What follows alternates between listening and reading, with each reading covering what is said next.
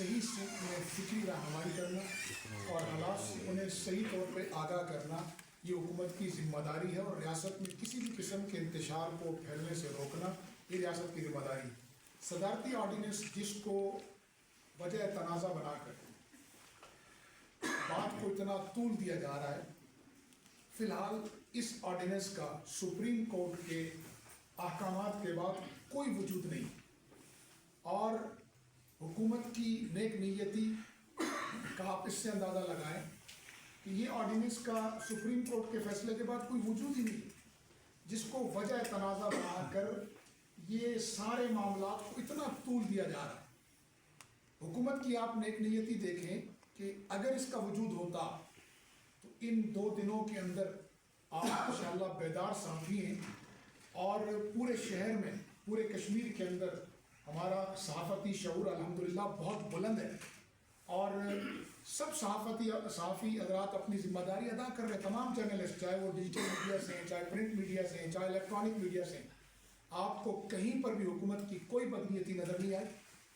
ہمارے جو احتجاجی دوست تھے ان کی حفاظت بھی حکومت کی ذمہ داری تھی، تاکہ کوئی شر پسند ان کے درمیان داخل ہو کر ہمارے ان دوستوں کو نقصان نہ پہنچائے، اور دیگر عوام جو اس احتجاج میں شریک نہیں تھی ان کی بھی حفاظت کی ذمہ داری حکومت پر تھی، اور حکومت نے پوری شفقت کا بھرپور مظاہرہ کرتے ہوئے ریاست ایک ماں ہے اس نعرے کو عملی جامہ پہناتے ہوئے اپنے احتجاجی دوستوں کا بھی تحفظ کیا الحمدللہ، اور ہم نے بڑے کھلے دل سے، فراخ دلی کے ساتھ اپنے اوپر تمام تر تنقید کے باوجود ہم نے بہت واضح طور پر عوام کا شکریہ ادا کیا اس بات پر کہ انہوں نے امن و امان کو برقرار رکھا اور ایک مہذب قوم کی طرح ایک نقطے پر اپنا احتجاج ریکارڈ کروایا۔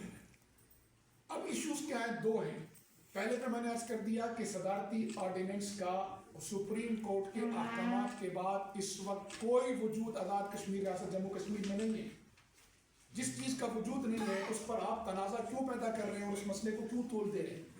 دوسرا ایشو جو آپ کا ہے کہ جی قیدیوں کو رہا کر دیا جائے، ہم بارہا کہہ رہے ہیں اور آج پھر کہہ رہے ہیں، ریاست کے وسیع تر مفاد میں عوام کو ہر قسم کی تکلیف سے بچانے کے لیے کہ ہم تمام قیدیوں کو رہا کرنے پر تیار ہیں، لیکن یہ ایک ریاست ہے، یہاں کچھ قوانین ہیں، کچھ مروجہ قواعد ہیں، ان قواعد کے تحت ہم تمام قیدیوں کو رہا کرنے پر تیار ہیں۔ آپ آئیں، آپ کیوں انا کا مظاہرہ کر رہے ہیں؟ آپ نے کل کہا کہ جی حکومتی مذاکراتی کمیٹی اس جگہ پر مذاکرات کرنے آئے، ہم نے کسی انانیت کا مظاہرہ نہیں کیا، اور ہم نے کھلے دل کے ساتھ وہاں چلے گئے اور وہاں بیٹھ کر بات چیت کی۔ پھر یہ تاثر دیا گیا کہ جی مذاکرات ناکام ہو گئے۔ میں قطعاً نہیں کہوں گا کہ مذاکرات ناکام ہوئے، بلکہ میں یہ کہتا ہوں کہ مذاکرات کا پہلا سیشن کسی نتیجے کے بغیر ختم ہو چکا ہے۔ مذاکرات یہ نہیں ہوتے کہ ایک فریق جو بات کہے اور کہے کہ جس کو من و عن مان لیں، تو اگر اس کو من و عن ماننا ہے تو پھر بھائی وہ مذاکرات نہیں ہوتے۔ مذاکرات میں بیٹھا جاتا ہے اور ایک دوسرے کے فکری اختلاف کو سنا جاتا ہے، سمجھا جاتا ہے، پھر اس کا ایک اختراعی حل نکال کر قوم کو ایک نئی سمت دی جاتی ہے۔ اور ہم نے دونوں مسئلوں پر عرض کر دیا کہ آرڈیننس پر وسیع البنیاد مشاورتی کمیٹی بنا دی، اور میں آپ کو اس موقع پر یہ کہنا چاہ رہا ہوں کہ ہم بہت جلد حکومت اس وسیع البنیاد کمیٹی کا اجلاس بلانے والی ہے۔ یہ ہم کیوں کر رہے ہیں؟ یہ ہم اس لیے کر رہے ہیں کہ ہم پر الزام ہے کہ جی آرڈیننس جلد بازی میں آیا ہے۔ ہم کہتے ہیں کہ یہ آرڈیننس اس لیے لایا گیا تھا کہ ایک وہ طبقہ ہے جو احتجاج کرتا ہے اور عوام سڑکوں پر آتی ہے اور اپنا احتجاج ریکارڈ کرتا ہے، اس احتجاج سے ایک دوسرا طبقہ متاثر ہوتا ہے، طلبہ ہیں، مسافر ہیں، مریض ہیں، دیگر روزمرہ زندگی کے معمولات متاثر ہوتے ہیں۔ ہم اس کے لیے یہ حکومت وہ آرڈیننس لائی تھی، لیکن ہمیں کہا گیا جلد بازی میں آیا، ہم نے مان لی، ہم کہتے ہیں کہ ہم سے غلطی ہو گئی ہے۔ اب ہم چاہتے ہیں کہ پوری قوم کا، پوری ریاست میں بسنے والے ہر صاحب الرائے کا، وہ چاہے وکلا ہو، چاہے وہ ہماری سول سوسائٹی ہو، چاہے وہ ہماری صحافتی برادری ہو، چاہے وہ ہماری جو ہے وہ ایکشن کمیٹی کے حضرات ہوں، چاہے وہ ہمارے سیاسی زعماء ہوں، علماء کرام ہوں، چاہے وہ ہمارے حکومتی وزراء ہوں، ہم نے ایک وسیع البنیاد مشاورتی کمیٹی بنائی ہے۔ مسائل کو حل کرنے کا یہی طریقہ ہے، اس کمیٹی میں بیٹھ جائیں۔ جلد بازی کس چیز کی ہے؟ اس آرڈیننس کے تحت کوئی گرفتاری نہیں ہو رہی، نہ کسی کو گرفتار کیا جا رہا ہے، تو پھر یہ پریشانی اور جلد بازی کس چیز کی ہے؟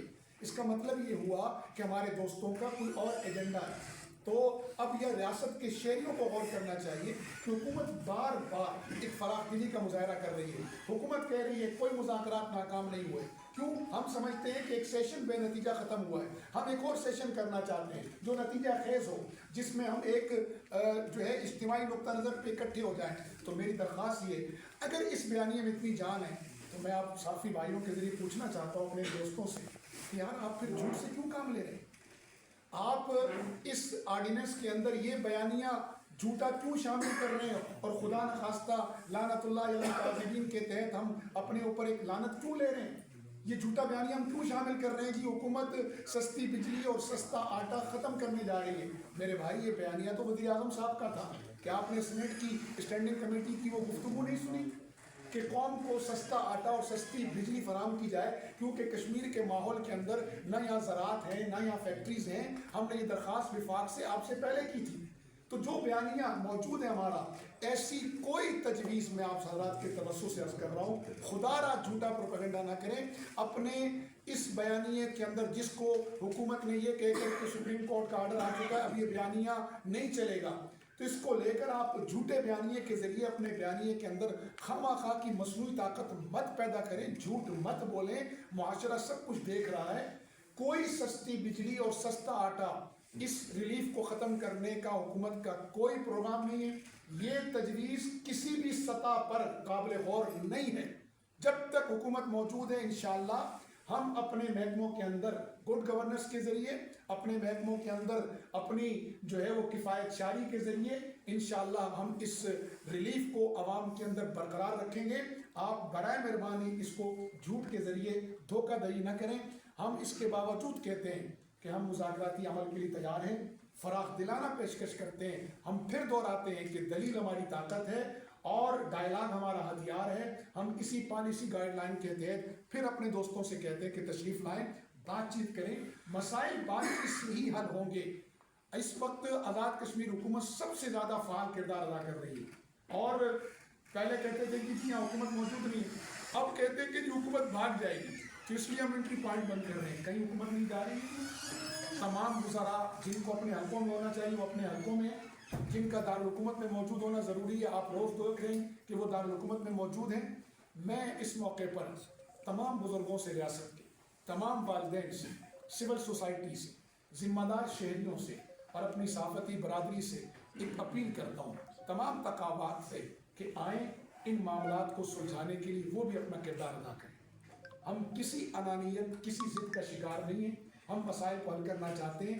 ہم درمیانی راستہ مسائل کے حل کے لیے نکالنے پر تیار ہیں, جس میں ہمارے ان دوستوں کی بھی فیس سیونگ ہو اور ریاست کے اندر امن و امان بھی برقرار ہو. آخری بات کرنا چاہوں گا, اگر میرے یہ دوست انٹری پوائنٹ کی طرف مارچ کرتے ہیں اس کا فائدہ کس کو ہوگا اور اس کے نقصانات کیا ہوں گے؟ اگر یہ امن و امان کو برقرار رکھیں گے, ریاست کے شہریوں کو تکلیف نہیں دیں گے, حکومت یہ ایک مہذب شہریوں کی طرح, ایک مہذب قوم کی طرح جا کر وہاں اپنا دھرنا دیں گے, رستے بلاک نہیں کریں گے, شہریوں کو تکلیف نہیں دیں گے, حکومت انہیں کچھ نہیں کہتی. یہ آئیں مہذب قوم کی طرح اپنا احتجاجی ریکارڈ جمہوری حق استعمال کرتے ہوئے اپنا احتجاج ریکارڈ کرائیں, لیکن خدا را قانون کو ہاتھ میں لینے کی کوشش نہ کریں, رستے بند نہ کریں. یہ ویسے بھی گناہ ہے, رستوں کے اندر سے تکلیف دہ چیز ہٹانا صدقہ ہے, اور رستے بند کرنا ایک بہت بڑا گناہ ہے. ہم ان کے احتجاج کے ہم کو تسلیم کرتے ہیں, بلکہ ہم یہ بھی کہتے ہیں کہ اس وقت حکومتی گاڑیاں انہیں بھی نہ روکیں, کیونکہ حکومتی گاڑیوں میں ایمبولینس بھی آتی ہے, سردی کا موسم ہے. ہمارے اس احتجاج میں ہمارے نوجوان, بعض کمزور, بعض بزرگ وہ شامل ہوں گے.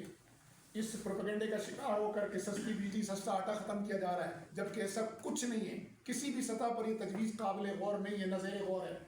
تو ہم وہاں ایمبولینسیں بھی کھڑی کریں گے تاکہ ہمارے کسی شہری کو کوئی سردی لگتی ہے, خدا نخواستہ کوئی بیمار ہے, موسم بہت ٹھنڈ ہے اور اس وقت ٹیمپریچر 4 اور 5 چل رہا ہے, یہ نہ اپنے آپ کو تکلیف میں ڈالیں, نہ مریضوں کو تکلیف میں ڈالیں, نہ ریاست کو تکلیف میں ڈالیں, نہ تاجروں کو تکلیف میں ڈالیں. آپ دیکھ لیں باغ کے تجار نے اس وقت کیا فیصلہ کیا, ہم اسے خوش آئند سمجھتے ہیں. ہم سمجھتے ہیں کہ شہری سمجھدار ہو چکے ہیں اور معاملات کو سمجھ رہے ہیں کہ حکومت نے سستا آٹا, سستی بجلی فراہم کر دی ہے, اور حکومت ان 18 ماہ میں ریکارڈ ترقیاتی کام کرا رہی ہے. تعلیم میں, صحت میں, انفراسٹرکچر میں بہترین رفتار کے ساتھ, ایک ٹیم ورک کے ساتھ حکومت آگے بڑھ رہی ہے. ہم آپ سے پھر کہتے ہیں تشریف لائیں, हुकूमत के अच्छे कामों में शरीक हों और हमारे काम जो हमसे कोई कोताही हो रही है उस पर मुस्बत तनकीद करें, एहतराम का रिश्ता बरकरार रखें, माँ और औलाद के अंदर जो एहतराम का रिश्ता उसे बरकरार रखें, पड़ोसियों के दरमियान जो एहतराम का रिश्ता उसे बरकरार रखें, हुकूमत और आवाम के दरमियान जो एहतराम का रिश्ता उसे बरकरार रखें, बड़े और छोटों के दरमियान जो एहतराम का रिश्ता है उसे बरकरार रखें, मुख्तलिफ कौम और जमातों के दरमियान जो एहतराम का रिश्ता है उसे बरकरार रखें, मुख्तलिफ फ़िक्रों के दरमियान जो एहतराम का रिश्ता है उसे बरकरार रखें, अपनी रिवायात के बगैर न जाएँ। इस अमल से आपके नुकसान होगा और वो नुकसान ये होगा कि हमारे छोटे दिहाड़ीदार ताजिर, मुझे बताएं इनके माशी कत्ल का कौन जिम्मेदार है, इनके बच्चों के फाकों का कौन जिम्मेदार है? क्यों हम अपनी अना और सिर का शिकार हैं? एक दरमियानी रास्ता हुकूमत हल करने के लिए बैठी है, हम फिर कहते हैं मुज़ाकरात नाकाम नहीं हुए, एक सेशन ख़त्म हुआ है, हम दूसरे सेशन के लिए तैयार हैं। आप एंट्री पॉइंट्स को बंद न करें, आप ज़रूर धरना दें लेकिन लोगों के रास्ते बंद न करें। ताज़ा सब्ज़ी जो आती है वो ख़राब होगी, उसका कौन जिम्मेदार होगा? खुदा न खास्ता कोई मरीज़ जाते हुए इस धरने के दौरान किसी चीज़ में इज़्तिहाम में फंस गया, उसकी जान चलेगी, उसका जिम्मेदार कौन होगा? हमारी कश्मीर की एक बड़ी आबादी वो पाकिस्तान और बैरून पाकिस्तान जो है वो नौकरियों के लिए आती जाती रहती है, उनकी फ़्लाइटें कैंसिल होंगी, खुदा न खास्ता उनके वीज़ों पर कोई असर आएगा तो उसका जिम्मेदार कौन होगा? इसलिए संजीदगी के साथ, मतानत के साथ, तामुल के साथ आएँ, बैठ कर अच्छे कामों की हौसला अफजाई करें और खुदा न खास्ता कोई गलती हुई है तो उसकी इस्लाह फरमाएं। बहुत शुक्रिया, हमने आपके ज़रिए यही पैगाम देना था कि हुकूमत पूरी फराखदिली के साथ मामलात को हल करने के लिए संजीदा है।